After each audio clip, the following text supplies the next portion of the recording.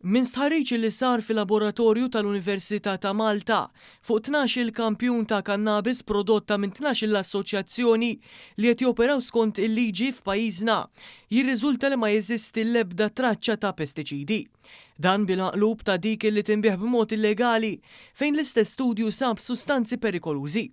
F'aġġornament lil ġurnalisti Dr. Godwin Sammut, uffiċjal ta' xjenza forensika fl-Università ta' Malta, spjega li l-pestiċidi li jibqgħu fuq il-kannabis jistgħu jagħmlu ħsara lis-saħħa fil-bniedem u jwasslu anki għal mart fosthom il-kanċer. Il-kimiċi pestiċidi ċertu minnhom huma jekk mhux ħafna minnhom huma karsinogenic, jiġifieri jista' jkun il-lidja għal xi tip ta' kanser, imma mbagħad għandek iktar short-term effects bħal nawżja fis-sistema nervuża tal-persuna, jiġifieri hemm diversi simptomi li jistgħu joħorġu minħabba l-effett tal-pestiċida.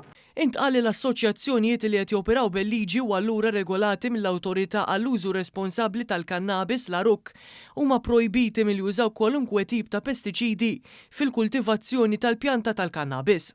L-Awtorità twettaq ispezzjonijiet kontinwi u rigorużi, inkluż b'testijiet fuq il-prodotti tal-assoċjazzjonijiet biex tassigura li jintlaħaq lan li titnaqqas il-ħsara għas-saħħa li tista' tikkawża kannabis illegali. Il-kap eżekuttiv tal-ARUC Dr. Joey Renovella innota li 5,000 persuna li għamlu użu mill-kannabis huma reġistrati mal-assoċjazzjonijiet liċenzjati li jużaw medja ta' 21 gramma kannabis fix-xahar, ammont li winqas minn nofs ta' dak permessibbli bil-liġi.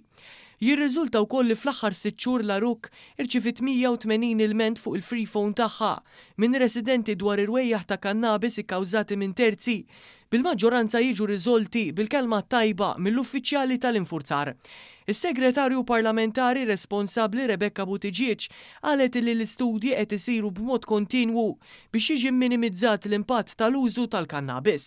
Intennu l-impenn tagħna li nagħtu daqqa kbira li traffikar illegali u nkomplu nsaħħu din ir-riforma li x'nemmnu fil-ġustizzja soċjali. Dan l-istudju sar skont ftehim ta' kooperazzjoni ffirmat fi frar tas-sena l-oħra bejn l-Università ta' Malta u l-ARUC.